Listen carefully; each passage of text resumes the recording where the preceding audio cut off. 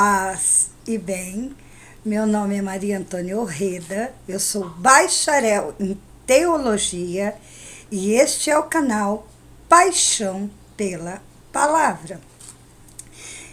Vamos lembrar de curtir, compartilhar, comentar e ativar o sininho.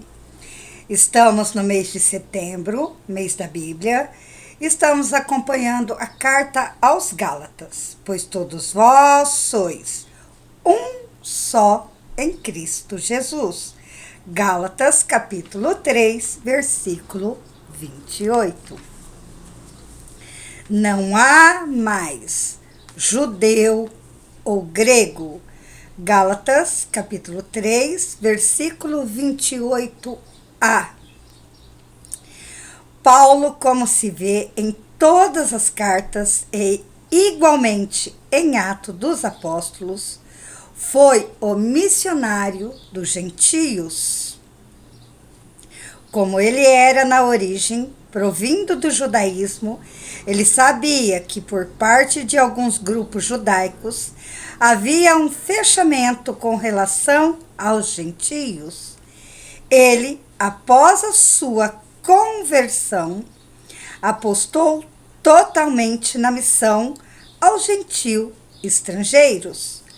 Foi por causa deles que se abriram ao evangelho que ele tomou posições firmes, francas e abertas aos que pensavam que o evangelho estivesse preso às antigas leis judaicas. Paulo foi o homem da abertura total aos que não eram judeus e se abriram ao anúncio de Jesus Cristo. Logo, a assertiva "não há mais judeu ou grego" tornou-se o programa que cativou os helenistas na evangelização de muitas pessoas. Suas cartas foram sempre dirigida aos gentios. Não havia mais sentido ficar preso ao pequeno espaço de Israel, Jerusalém. O mundo ia muito além desse pequeno espaço geográfico. Nessa conjuntura, houve um grupo de cristãos vindos do judaísmo, apegado à Torá, que aparentemente eram liderados por Tiago. Eles tiveram muita dificuldade em compreender a novidade do evangelho com relação aos estrangeiros.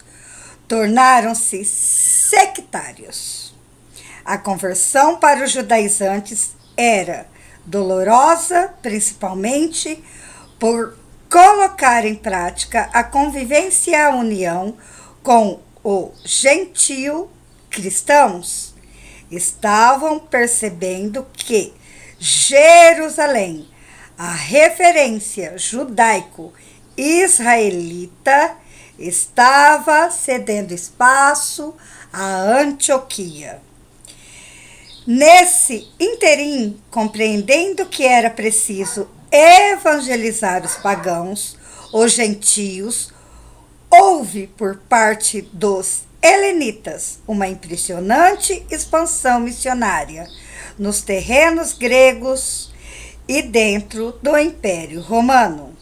Foi dentro destas tensões que pessoas e comunidades gentil-cristãs, após entenderem que podiam ter acesso às promessas, desde agora impuseram no hino batismal a assertiva "não há mais judeu ou grego". Compreenderam que podiam ser discípulos de Jesus Cristo, conservando sua identidade cultural própria. Então, a partir do batismo e do revestimento em Cristo, judeus e gentios deveriam se tornar iguais, respeitando naturalmente as diferenças.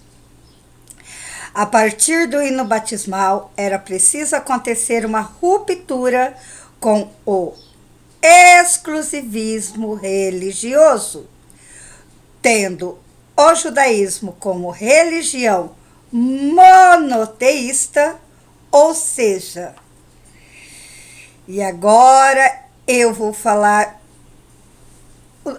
o nome de Deus. É YHWH. Praticamente impossível uma pessoa não judaica, de origem judaica, pronunciar o nome de Deus. O nome de Deus é praticamente impronunciável. E mesmo os judeus que conseguem pronunciar, eles não pronunciam porque não se pronuncia o nome de Deus em vão. Seria mais ou menos em português, Yawesh. Mas é mais ou menos, tá? Então, eles, tendo o judaísmo como religião monoteísta, ou seja, Yawesh como Deus único e a Torá como livro sagrado central, o hebreu israelita judeu considerava-se, pela aliança, membro de um povo escolhido. Na época de Jesus, do hino batismal e de Paulo, o israelita judeu tinha 3 símbolos referenciais: a lei do sábado, a lei do puro e do impuro e a lei da circuncisão. Nesse tempo havia, especialmente entre alguns grupos religiosos judaicos, posturas exclusivistas. Era uma mentalidade de que a salvação seria em primeiro lugar para os judeus. Essa forma de pensar vinha desde a época do sacerdote Esdras, nos tempos do imperialismo persa. A ideia de ser povo escolhido e nação santa criou um sectarismo cultural e religioso muito acirrado para algumas tendências do judaísmo. Até o Templo de Jerusalém expressava a intolerância. Os espaços eram divididos. Estrangeiros podem entrar até certos limites. Os espaços especiais eram do povo eleito, sendo claro, dos homens, uma vez que as mulheres também tinham seu espaço bem delimitado. Uma coisa bem positiva era a busca de gentios para o povo de Deus. Claro, para os israelitas judeus, era preciso trazer estrangeiros para a era messiânica. Alguns judeus fervorosos levavam a sério a missão. Encontramos em Êxodo, capítulo 12, versículo 48 e 49. Por exemplo, os fariseus não eram da classe sacerdotal. Faziam a missão de cativar adeptos para aproximá-los das sinagogas e das diásporas. Encontramos em Mateus, capítulo 23, 15. Diáspora. Havia então gentios convertidos, pessoa temente a Deus ou aproximada do povo escolhido. Encontramos em Atos, capítulo 13, versículo 43,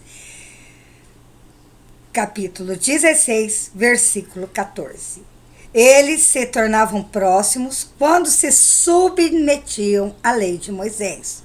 Só que a proximidade não era total. Não podia entrar no espaço dos homens no templo e havia algumas proibições mesmo no cenário familiar. É compreendido essa prática pastoral, que se entende a postura de Tiago e seu grupo de Jerusalém.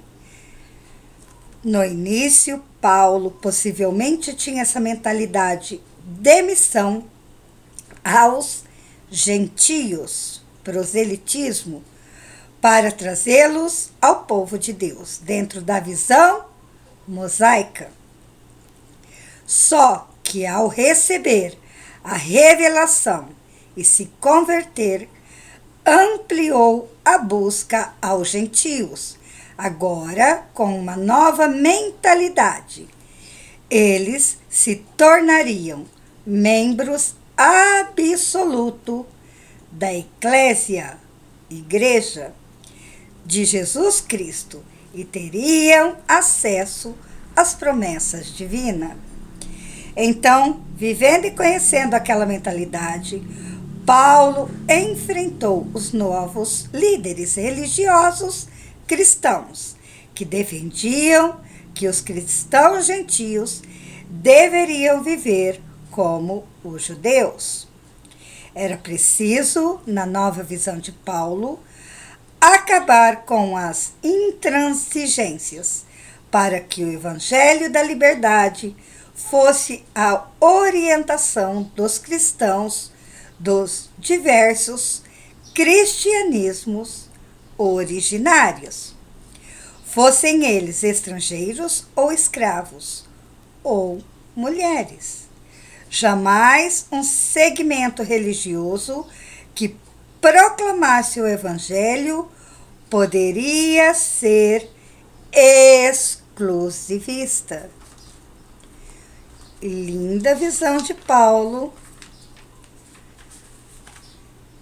de parar com esse exclusivismo, com esse sectarismo, porque o evangelho, ide por todo mundo evangelizar. Então, neste momento em diante, não há judeus nem gregos. E nós, graças a essa visão de Paulo, fomos evangelizados num país muito longínquo de onde eles estavam, não é mesmo? Paulo tinha uma visão profética, tinha uma visão do amor de Jesus transmitida no Evangelho. E nós, desculpa, um tempo está muito seco, eu vou falando, vai secando, me perdoe. E nós ouvimos o nome de Deus, né? Iawesh ou Yavesh, é difícil traduzir, nossa, é quase impossível. E tem uma curiosidade: a congregação para o culto divino e a disciplina dos sacramentos enviou às conferências episcopais do mundo uma carta na qual fala sobre o nome de Deus, pedindo que não se use o termo Javé nas liturgias, nas orações e nos cantos.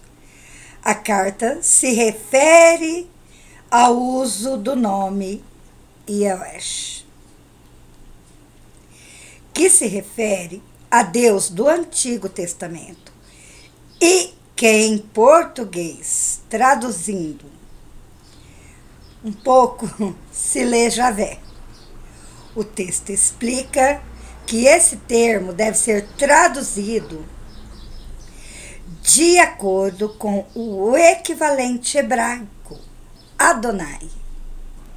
E como exemplo de tradução aceitável, Deus ou Senhor.